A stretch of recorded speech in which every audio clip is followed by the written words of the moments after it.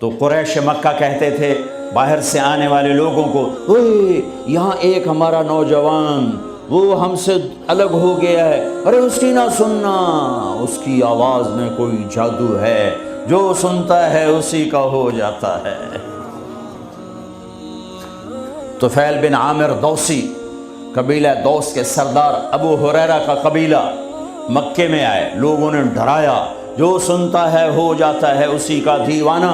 اچھا، انہوں نے وہ روئی لی اور اپنے کانوں میں ٹھونس لی کہ میں سنوں گا ہی نہیں، کانوں میں ٹھونس لی۔ طواف کر رہے، دیکھا آپ نماز پڑھ رہے، نفل نماز ہوتی تھی، جب چہرے کو دیکھا تو کھنچا دل ان کی طرف، کہنے لگا یہ کون ہے؟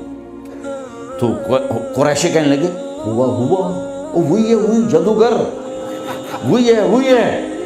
تو طفیل کہنے لگے میرے دل نے کہا یہ چہرہ جادوگر کا نہیں ہو سکتا، تو میرے جی میں آیا میں عقل مند ہوں، قوم کا سردار ہوں، جھگڑے چکانے والا ہوں، زندگی گزری ہے میری اسی دور میں، تو میں کو اتنا پاگل ہوں کہ اس کی باتوں میں آ جاؤں گا؟ میں سنوں تو صحیح، اگر صحیح بات ہوگی تو لے لوں گا۔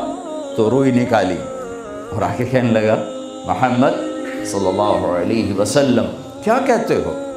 تو میرے محبوب نے فرمایا آپ کے لیے یا میرے لیے اس میں کوئی کشش نہیں ہے، کاش ہم وہ زبان سمجھتے جس میں قرآن اترا ہے۔ آپ نے فرمایا ان الحمد للہ احمدہ واستعینہ واؤمن بہ واتوکل علیہ من یہدہ اللہ فلا مضل لہ ومن یضللہ فلا ہادی لہ۔ یوں ہلا تو فیل کہنے لگا اعد فقد بلغنا قاموس البحر، اے محمد یہ دوبارہ سنا، اللہ کی قسم تیرے ایک جملے نے 7 سمندر پی لیے ہیں، ایک جملے نے 7 سمندر پی لیے ہیں۔